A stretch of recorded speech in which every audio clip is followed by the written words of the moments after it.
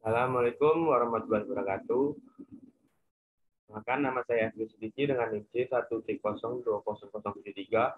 Di sini saya akan membahas materi tentang mata kuliah metode penelitian tentang skala pengukuran dan pengukuran variabel dengan dosen pengampu Dr. Wismi Eka Putra.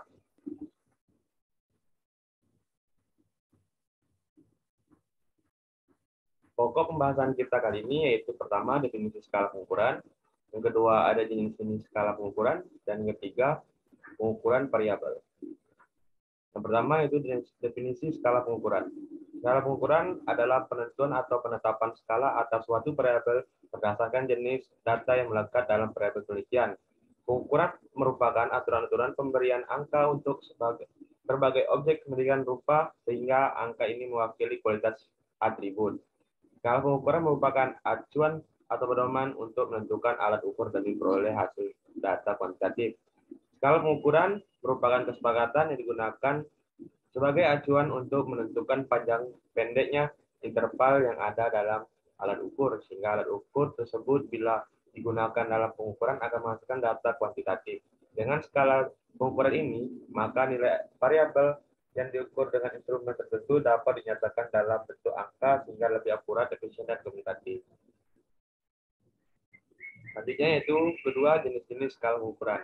Berbagai skala sikap yang dapat digunakan untuk penelitian, administrasi, pendidikan, sosial, dan sosial antara lain adalah pertama itu skala Likert.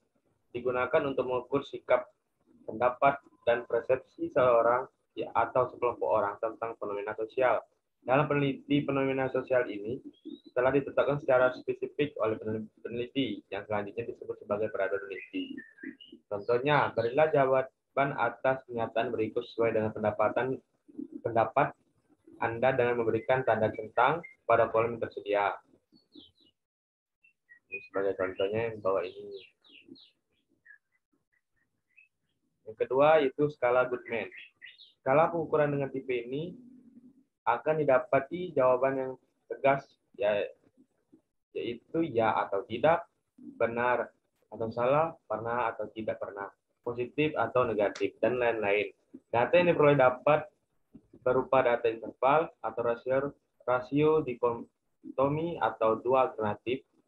Jadi kalau pada skala Likert terdapat 3, 4, 5, 6, dan 7 interval dari kata sangat setuju sampai sangat tidak setuju, maka pada dalam skala Goodman hanya ada dua interval, yaitu setuju atau tidak setuju. Penelitian menggunakan skala Goodman dilakukan bila ingin mendapat jawaban yang tegas terhadap suatu permasalahan yang dinyatakan.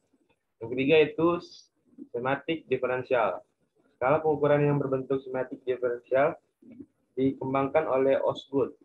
Skala ini juga digunakan untuk mengukur sikap hanya bentuk tidak pilihan ganda maupun checklist, tetapi tersusun dalam satu garis kontinum yang jawaban sangat positifnya terletak di bagian kanan garis dan jawaban yang sangat negatif terletak di bagian kiri garis, atau sebaliknya.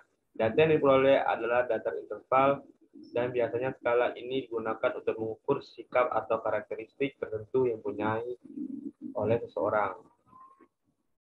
Yang keempat yaitu skala rating scale. Dari ketiga skala pengukuran seperti yang telah dikemukakan tadi, data yang diperoleh semuanya adalah data kuantitatif yang kemudian dikuantitatifkan, tetapi dengan skala rating scale, data mentah yang diperoleh berupa angka kemudian ditafsirkan dalam pengertian kuantitatif. Responden menjawab senang atau tidak senang, setuju atau tidak setuju, pernah tidak atau pernah adalah merupakan kualitatif. Dalam skala model rating scale, responden tidak akan menjawab salah satu jawaban kualitatif yang disediakan, tetapi menjawab salah satu jawaban kualitatif yang disediakan. Selanjutnya itu materi ketiga tentang pengukuran variabel. Variabel penelitian adalah suatu atribut atau sifat atau nilai dari orang, objek, atau kegiatan yang mempunyai variasi tertentu yang ditetapkan oleh peneliti untuk mempelajari dan kemudian ditarik kesimpulannya. Objek yang dapat diukur secara fisik dengan sejumlah instrumen standar bukan merupakan masalah pengukuran, tapi ketika memasuki dunia persamaan, sikap, dan persepsi subjektif manusia, pengukuran faktor atau variabel tersebut menjadi sulit. Ada 4 tipe skala dasar dalam penelitian, yakni skala nominal, skala ordinal, skala interval, dan skala rasio.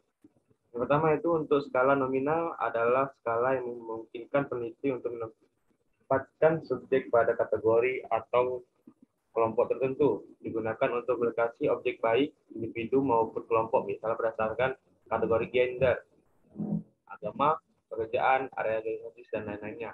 Kedua itu skala ordinal, adalah tidak hanya mengkategorikan variabel-variabel yang menunjukkan perbedaan di antara berbagai kategori, tapi juga mengurutkan ke dalam beberapa cara. Skala ini memberikan informasi tentang jumlah relatif karakteristik berbeda yang dimiliki oleh setiap atau individu tertentu.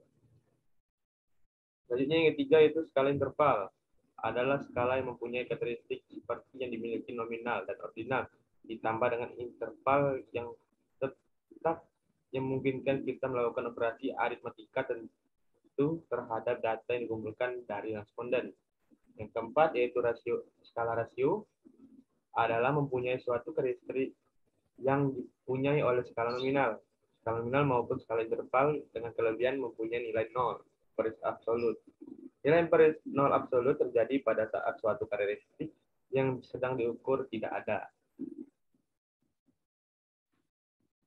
Adapun skala